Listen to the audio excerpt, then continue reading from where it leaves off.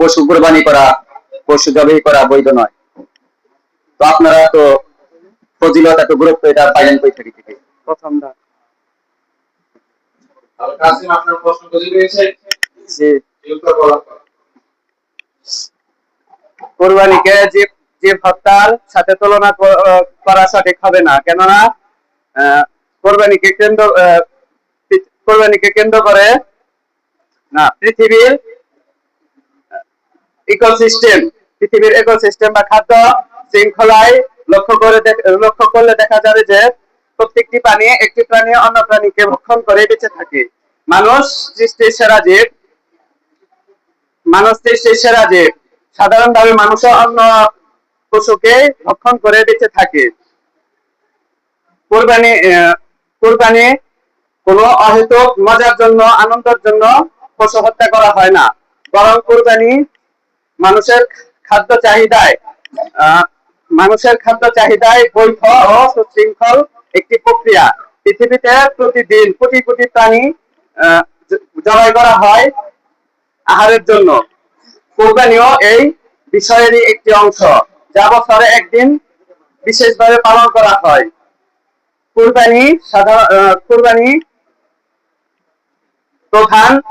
কোরবানির প্রধান যুক্তি হলো সামাজিক কল্যাণ। দরিদ্র যারা সারা বছর গোশত কিনতে পারে না, প্রোটিন কিনতে পারে না, তারা তাদের কোরবানির পরে তাদের ঘরে উন্নত মানের আহার পৌঁছিয়ে যায়। আসসালামু আলাইকুম। আমাদের কাসিম তারা উত্তর দিয়েছে। আমাদের বিচারক যারা রয়েছেন তারা তিনটি বিষয়ে ভালো হয় না সমাধান করবে। বিশুদ্ধতা, বাস্তবতা, তো এই পর্বে আল কাসিমকে প্রশ্ন করার জন্য শরীর নাম করছি। আসসালামু আলাইকুম।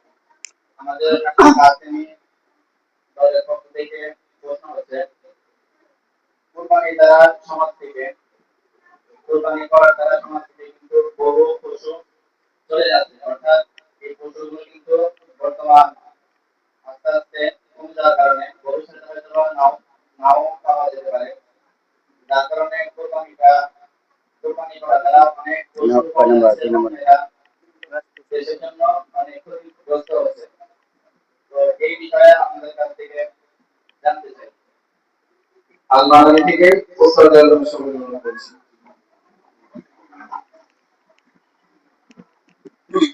আপনি যে প্রশ্ন করেছেন যে এই কোরবানি দ্বারা আমাদের রাষ্ট্র থেকে, আমাদের দেশ থেকে অনেক পশুই কমে যাচ্ছে, এটা তো একটা রাষ্ট্রীয় সম্পদ। তো সেই বিষয়ে আমি কিছু কথা বলবো, আপনার উত্তর দেওয়ার চেষ্টা করবো ইনশাআল্লাহ।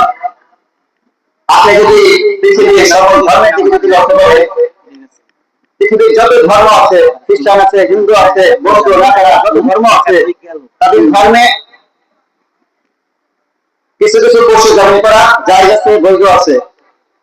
তো আপনি যখন এটা প্রশ্ন করেছেন যে এটা রাষ্ট্রীয় একটি সম্পদ, তো আমি বলতে চাই আপনাকে যে বিশেষ করে আপনি যদি লক্ষ্য করেন যে হিন্দু ধর্মের দিকে আপনি লক্ষ্য করুন, হিন্দু ধর্মের দিকে আপনি লক্ষ্য করেন তাহলে দেখতে পাবেন যে তাদের ধর্মের মধ্যে ছাগল জবাই করা হয়। ছাগলকে যখন জবাই করা হয়, বলি দেওয়া হয়, তখন তো আপনাদের মাথা ব্যথা উঠে না যে আপনি কেন রাষ্ট্রীয় সম্পদ আপনি জবাই করছেন, বলি দিচ্ছেন, এটা তো রাষ্ট্রীয় সম্পদ। আপনি কি তাদেরকে তখন বলতে পারেন না? আপনি কি তাদেরকে প্রতিবাদ জানাতে পারেন না? কেন মুসলমানরা যখন কোরবানি করবে, আল্লাহ রাব্বুল আলামিনের বিধান যখন তারা মানবে, আল্লাহ রাব্বুল আলামিনের বিধান তারা কায়েম করবে, তখন আপনাদের এত মাথা ব্যথা কেন? আপনি একটি সাধারণ বিষয় আপনি চিন্তা করে দেখেন, আপনি যদি সাধারণভাবে আপনি একটা অনুষ্ঠানে গিয়েছিলেন, আপনাকে কেউ দাওয়াত দিয়েছে, আপনি যখন শুনতে পারবেন, আপনি যদি আগে ফিরে শুনতে পারেন যে এই দাওয়াতের মধ্যে গরুর গোশত দেওয়া হবে না বা ছাগল দেওয়া হবে না, তাহলে আপনি ওই দাওয়াতের মধ্যে আপনি যেতে চান না। আপনি ইতস্ত বোধ করেন যে আমি তো পোল্ট্রি, মুরগি বা এগুলো আমি সারা বছরই খাই, যদি আমি গরুর গোশত অথবা আমি ছাগল খাইতাম তাহলে দাওয়াতে গিয়ে আপনি মন ভরতো, আপনি দাওয়াতে আপনি খুশি হয়ে যান। কিন্তু ওটাই তো হচ্ছে একটি গরু ছাগল তো হচ্ছে রাষ্ট্রীয় সম্পদ, তখন তো ওই অনুষ্ঠানের মধ্যে হাজার হাজার গরু, আপনি যদি আপনার ছেলে মেয়েদেরকে যদি বিবাহ দেন অথবা আপনি বিবাহ অনুষ্ঠান করেন, তখন যদি আপনি মুরগি দিয়ে অথবা অন্য কিছু দিয়ে আপনি তাদেরকে গঠন করান না, তখন তো আপনি আপনার ছেলে মেয়েদের মধ্যে আপনি জবাই করেন, তখন তো আমাদের রাষ্ট্রীয় সম্পদ কমে যায় না। তো এই কোরবানির সাথে আমি বলতে চাই, এই কোরবানির সাথে আপনি কখনোই রাষ্ট্রীয় সম্পদ কমে যাবে না, বরং আল্লাহ রাব্বুল আলামিনের বিধান এটা আমাদের জন্য জায়েজ করেছে, আমাদের জন্য অধিক করেছে। এই জন্য আমরা যদি হাজার বছরে যদি আমরা কোরবানি করি, তাহলে এই কোরবানির দ্বারা আমাদের রাষ্ট্রীয় সম্পদ কমে যাবে না, বরং আল্লাহ রাব্বুল আলামিন আমাদের রাষ্ট্রীয় সম্পদ আরো বাড়িয়ে দিবে। মাশাআল্লাহ, আল-মাদানী এই বিষয়ে চমৎকার উপস্থাপন করে উত্তর দিয়েছে। তো যারা আমরা উত্তর দিব, আমরা কথা বলবো, উত্তরের জন্য বেশি দেরি হয়ে যায়, অল্প কথা বলে আমরা উত্তর দেওয়ার চেষ্টা করব। তো এই কারণে আল-মাদানী থেকে প্রশ্ন করার জন্য সবাই অনুরোধ করছি। তোমার 4-5-6 কি করো 4 নম্বর করো, তোমার 4-5-6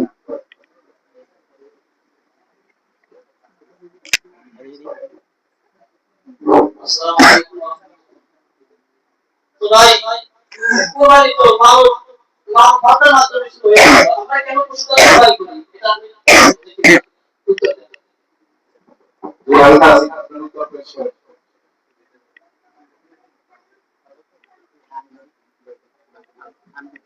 লিখছেন কি করছেন এবং তোমার কর্তার মাধ্যমে সুগার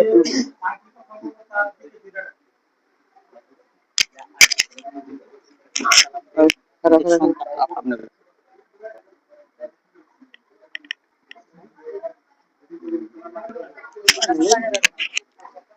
আসসালামু আলাইকুম ওয়া রাহমাতুল্লাহ। ভাইকে অসংখ্য ধন্যবাদ জানাচ্ছি। ভাই প্রশ্ন করেছে, তাই না নিল না তো কুরবানি শুরু হয়েছে মানুষ হত্যা, আপনারা এখন পশু দিয়ে কুরবানি করছেন কেন? এটা আপনাদের প্রশ্ন। আসলে ভাই, কুরবানি খাস আপনাকে শুরুতে জানতে হবে। কুরবানি খাস সম্পর্কে যদি আপনি সামান্য কিঞ্চিত পরিমাণ যদি আপনার ধারণা থাকে, তাহলে আশা করি এই প্রশ্নটা আপনি করতে পারবেন। কেন? পৃথিবীর ইতিহাসে যেখান থেকে আমাদের কোরবানি উৎপত্তি, যেখান থেকে আমাদের কোরবানির সূচনা, হযরত ইব্রাহিম আলাইহিস সালাম তার সন্তানকে স্বপ্নে দেখছে আমরা কোরবানি করছি, তার সন্তানকে কোরবানি করছি, কিন্তু কোরবানি হয়ে দেখছে কোরবানি হতে রেখেছে, কোরবানি তার সন্তানকে রক্ত প্রবাহিত হতে দেখে নাই, সে দেখেছে কি কোরবানি করছে। এখান থেকে আমরা বোঝা যায় মানব ইতিহাসে কোরবানি মানুষ হত্যা দ্বারা শুরু হয় নাই। আল্লাহ রাব্বুল আলামিন ইব্রাহিম আলাইহিস সালামকে পরীক্ষামূলক আল্লাহ তাআলা তার সন্তানকে কুরবানি করার ইচ্ছা করেছে। যেহেতু আল্লাহ তাআলা কুরবানি করার ইচ্ছা করেছে, যেহেতু আল্লাহ রাব্বুল আলামিন দেখতে চেয়েছে ইব্রাহিম আলাইহিস সালাম আমাকে বেশি মহব্বত করে নাকি তার সন্তানকে বেশি মহব্বত করে, আমাকে বেশি মহব্বত করে নাকি তার সন্তানের প্রেম আর ভালোবাসায় যে মুক্ত হয়েছে, প্রেম আর ভালোবাসায় মুক্ত হয়ে আমি আল্লাহ তাআলাকে ভুলে গিয়েছি। তাই ভাই আমার কুরবানির ইতিহাস আপনাকে জানতে হবে। কুরবানির ইতিহাস মানুষ হত্যা দ্বারা শুরু হয় নাই, বরং মানুষ জবাই করতে আল্লাহ তাআলা বলেছিলেন, কিন্তু জবাই হয়েছে এটা তো দৃষ্টান্ত আপনারা দিতে পারবেন না। তাই আল্লাহ রাব্বুল আলামিন ইব্রাহিম আলাইহিস সালাম তার সন্তান ইসমাঈল আলাইহিস সালাম যখন জবাই করবে, আল্লাহ তাআলা জান্নাত থেকে একটা দুম্বা ইসমাঈল আলাইহিস সালামের শরীর থেকে আল্লাহ তাআলা বের করে দিয়েছেন। তাই আপনাদের আমি বলতে চাই, এই কুরবানিটা দুম্বা আপনারা দেন না, কুরবানি করবে, কুরবানি কেন জানবে, এরপরে প্রশ্ন করবে।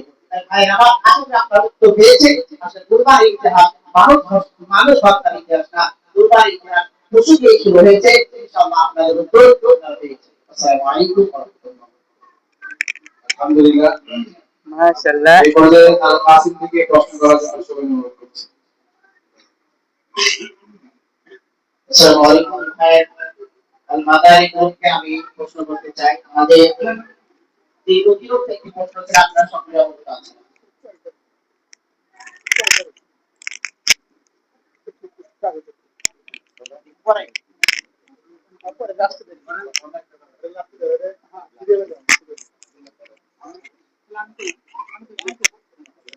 রমজান দিতেন ধরো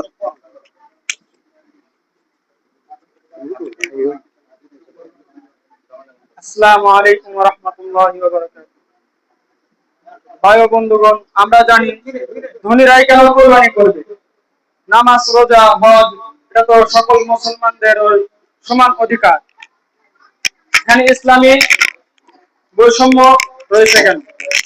এটা আমার প্রশ্ন আপনাদের কাছে। শুধু ধনীরাই কেন কুরবানি করবে? নামাজ, রোজা, হজ এখানে তো সকল মুসলমানের সমান অধিকার রয়েছে। তো ইসলামী এখানে বৈষম্য রেখেছে কেন? এটা আমার আপনাদের কাছে প্রশ্ন।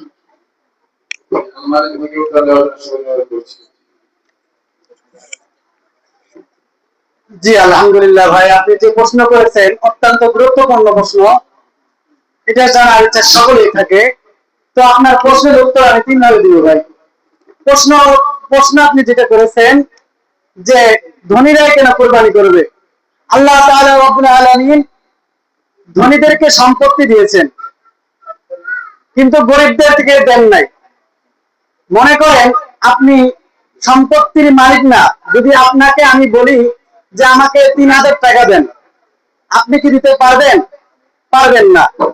তেমনি ভাবে আল্লাহ তাআলা নিজেই কোরআনে কারিমে বলেছেন যে আমি কোন অকৃতজ্ঞ ব্যক্তির কাছে বেশি দাবি রাখি না, বেশি চাওয়া রাখি না। দ্বিতীয় নাম্বার হইতেছে যে আল্লাহ তাআলা কিছু সম্মিলিত ভাবে রেখেছেন, যেমন নামাজ, রোজা এটা ধনী গরিব সকলে মিলিত ভাবে করতে পারবে। কিন্তু যদি কেউ যাকাত দিতে যায়, কেউ কুরবানি করতে যায়, তাহলে তাকে সম্পদের মালিক হতে হবে। যদি সে সম্পদের মালিক হয় তাহলে সে কুরবানি করতে পারবে। যদি মনে করেন আমি গরিবদের উপরে কুরবানির দাওনা চাপায় দেই বা তাদেরকে বলি যে কুরবানি করতে, দেখা যাবে তাদের উপরে আমরা জুলুম করে ফেলেছি, তাদেরকে আমরা তাদের উপর এক প্রকার মনে করেন তাদের উপর বোঝা চাপাই দিয়েছি। ভাই আশা করি আপনি আপনার প্রশ্ন উত্তর পেয়ে গেছেন। আসসালামু আলাইকুম। জি, আল-মাদানী থেকে প্রশ্ন করুন।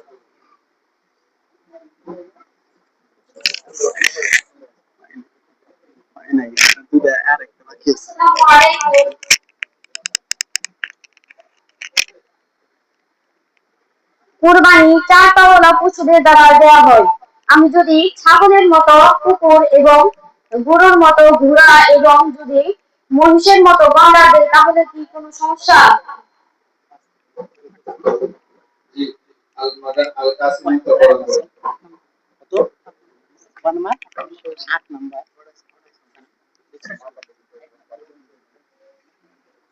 আসসালামু আলাইকুম ওয়া রাহমাতুল্লাহি ওয়া বারাকাতুহু।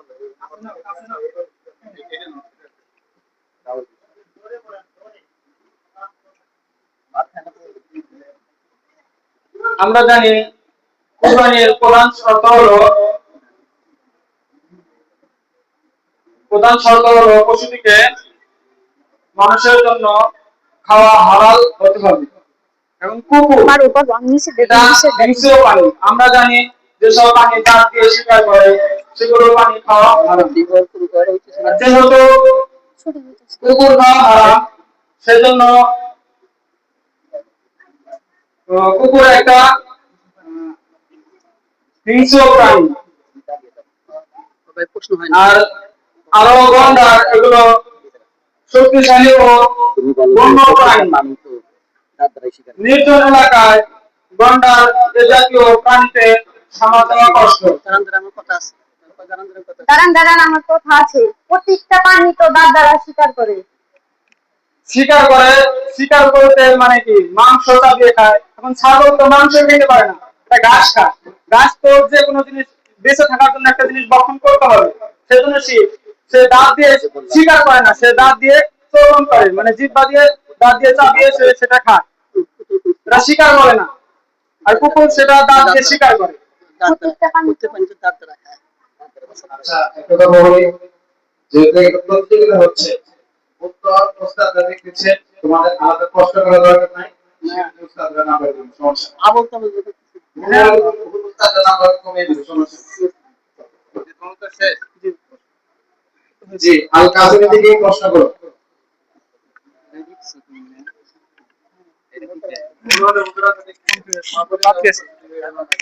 আসসালামু আলাইকুম। এর জন্য প্রশ্ন, আপনারা হুজুররা যারা আছেন তারা কুরবানির সময় একমাত্র চামড়ার সময় আপনাদের পাওয়া যায়, রমজানের সময় জাকাত পাওয়া যায়, সারা বছর আপনাদের কোনো খোঁজ পাওয়া যায় না। এখন এই যে আপনারা ঘোরাঘুরি করেন, শুধু বাচ্চাদেরকে যে কষ্ট করা, পরিশ্রম করা, এই বিষয়ে আমি বলতে চাই আপনারা এই জাতির জন্য, দেশের জন্য আপনারা কতটুকু অবদান রাখেন, এটা আমার প্রশ্ন।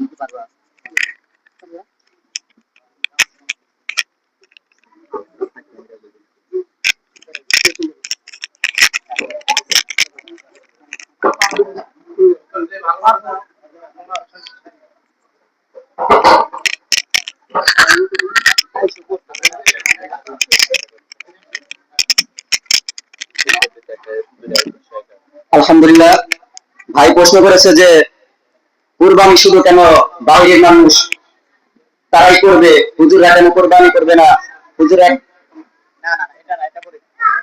তো আপনার প্রশ্ন আরেকবার বলি ভালো। আসলে এই প্রশ্নটা আমি করেছি, কুরবানির সময় হুজুরদের চামড়ার জন্য দেখা যায়, রমজান মাসে জাকাত ফিতরার জন্য আপনারা দৌড়ান। এখন আমার প্রশ্ন হচ্ছে, আপনারা এই রমজান কোরবানির মধ্যে কেন দৌড়াদৌড়ি করেন? আর আপনারা দৌড়াদৌড়ি করেন, এই দৌড়াদৌড়িতে দেশের জন্য, জাতির জন্য আপনারা কতটুকু উপকার আসেন, এটা হচ্ছে আমার প্রশ্ন। তো ভাই প্রশ্ন করেছে যে হুজুররা শুধু কুরবানির সময় চামড়ার জন্য দৌড়ায় আর রমজান মাসে ফিতরার জন্য দৌড়ায়, এটা কেন দৌড়ায়, কি উপকার হয় জাতির জন্য, এটা কোন কাজে আসে জাতির জন্য, দেশের জন্য কোন কাজে আসে? তো আমি এই ক্ষেত্রে বলবো যে দেখেন, আমাদের কওমি রমজান, আমাদের আকাবিররা, আমাদের রাসূল সাল্লাল্লাহু আলাইহি ওয়াসাল্লাম থেকে আমাদের যে শিক্ষা দেওয়া হয়েছে, স্কুল কলেজ ভার্সিটি গুলোতে আমরা যদি খেয়াল করি, ওখানে দেখবেন যে আপনি সরকার থেকে কোটি কোটি টাকা আসে, কলেজে আসে, স্কুলে আসে, কিন্তু মাদ্রাসায় তো আসে না। মাদ্রাসায় কি কোনো আপনি সরকারি ভাবে অনুদান আসে? এরকম আপনার কোনো সরকার থেকে অনুদান আসে না। তো এক্ষেত্রে আমাদের কওমি মাদ্রাসা নিতাম হলো, আমাদের কওমি মাদ্রাসায় অনেক গরিব পোলাপান পড়ে, অনেক গরিব ছাত্ররা পড়ে। তো দেখা গেছে যে যারা এতিম বাচ্চা, মাদ্রাসায় একটু গরিব, যারা একটু গরিব তারা একটু বেশি ভর্তি হয়। তো এই ক্ষেত্রে দেখা গেছে যে আপনাকে যদি বলা হয়, একটা গরিবের মানুষকে, একটা গরিবের ফ্যামিলিকে, তাদের গার্জিয়ানকে যদি বলা হয় যে আপনি প্রতি মাসে আপনি আপনার ছেলেকে পড়ালেখা করার জন্য মাদ্রাসায় 5,000 করে টাকা দিবেন, আপনি কি দিবেন? আপনি দিতে পারবেন না, কারণ আপনার ওই সামর্থ্য নাই। আপনি যদি স্কুল কলেজে, আপনি বিভিন্ন স্কুল কলেজের মধ্যে, ভার্সিটির মধ্যে যদি আপনি লক্ষ্য করেন, তাহলে আপনি দেখতে পাবেন যে ওখানে যেই নিসাব, যে ফিস দেওয়া হয়, ওই ফিস তাদেরকে বাধ্যতামূলক দিতে হয়। এরকম অনেক ছাত্র আছে যারা কলেজ ইউনিভার্সিটিতে পড়ে তারা চাকরি পাচ্ছে না টাকার জন্য, তারা টাকা দিতে পারে না, চাকরি পাচ্ছে না। অনেক মেধাবী ছাত্র আছে তারা ভার্সিটির মধ্যে ভর্তি হতে পারে না, ভালো একটা ইউনিভার্সিটির মধ্যে ভর্তি হতে পারে না, কারণ টাকা অভাবে তারা ভর্তি হতে পারে না। কিন্তু সেই দিকে যদি আমরা লক্ষ্য করি, আমাদের কওমি মাদ্রাসার অঙ্গনে যদি আমরা লক্ষ্য করি, তাহলে আপনারা দেখতে পাবেন যে আমাদের এখানে 1,000 দিয়ে 500 দিয়ে প্রায় ছাত্র ফ্রি খায়, কিন্তু একটা ভার্সিটির মধ্যে, কলেজের মধ্যে তারা তো ফ্রি ওরকম রাখে না, খুব কম রাখে। কিন্তু আমাদের কওমি এখানে মাশাআল্লাহ যারা পড়ালেখা করবে, তাদের যদি টাকা যদি না থাকে তাহলে তারা পড়ালেখা করতে পারে। তো আমাদের এখন আপনার প্রশ্ন হচ্ছে যে আমি যদি এখন মাদ্রাসার জন্য এই চামড়া আর রমজানের মাসে যদি আমি কিছু ফিতরা যদি আমি না সংগ্রহ করি, তাহলে তো আমাদের মাদ্রাসা তো চালানো সম্ভব হবে না। কারণ আপনাকে যদি আমি বলি যে আপনি মাদ্রাসায় 10,000 টাকা দান করেন, আপনি তো কখনোই দিবেন না, আপনি কখনোই দিবেন না। হঠাৎ কয়েকটা মানুষ গ্রামের মধ্যে, এরকম সমাজের মধ্যে দিবে। তো এই ক্ষেত্রে আমি যদি লক্ষ্য করি যে আমাদের মাদ্রাসাগুলো এখন যদি বলি যে আপনার, তাহলে চলবে কিভাবে? এই জন্য আমাদের হুজুররা, আমাদের পড়ালেখার জন্য, মাদ্রাসায় উন্নয়নের জন্য, কিরকম ভাবে মাদ্রাসায় ছাত্রদের একটু ভালো মন্দ খাওয়ানো যায় এই জন্য তারা ব্যবস্থা করে। আর আপনি যে বললেন যে আরেকটি কথা যে বললেন যে মাদ্রাসা হুজুরকে এটা রাষ্ট্রের মধ্যে সমাজের মধ্যে কি উন্নয়ন হয় দেখেন, আমাদের আল্লাহ রাব্বুল আলামিন পাঠিয়েছেন তার ইবাদত করার জন্য। তো আমরা হয়তো আলেম না, বাইরের মানুষ তো আর আলেম না, তাহলে তাদেরকে দিন শিক্ষা দিবে কে, কোনটা জান্নাতের রাস্তা কোনটা জাহান্নামের রাস্তা এটা মানুষকে শিক্ষা দিবে কে? এই জন্য হুজুররা মানুষকে অনেক ওয়াজ নসিহত করে, মাহফিলে গিয়ে মানুষদেরকে শিক্ষা দেয়, তাদের মনের খোরাক দেয়, তাদের দিনের খোরাক দেয়, যে যাতে তারা জাহান্নামের রাস্তা ছেড়ে জান্নাতে আসতে পারে। এই জন্য আমি যদি বলতে চাই যে আপনি বৈধ সন্তান হয়েছেন একমাত্র হুজুরদের জন্যই, আপনি একমাত্র হুজুরদের জন্য আপনি বৈধ সন্তান হয়েছেন। আপনাদের পিতামাতা যদি বিবাহ যদি এই হুজুররা যদি না করাইতো তাহলে তো আপনি কখনোই বৈধ সন্তান সমাজের ভিতরে আপনি হতে পারতেন না। এই জন্য হুজুররাই সবচাইতে বলতে গেলে সবচাইতে বেশি, এই জন্য সবচাইতে বেশি অবদান রাখে, হুজুররাই সমাজের মধ্যে সবচাইতে বেশি অবদান রাখে। আশা করি ভাই আপনার উত্তরটা আপনি পেয়ে গেছেন।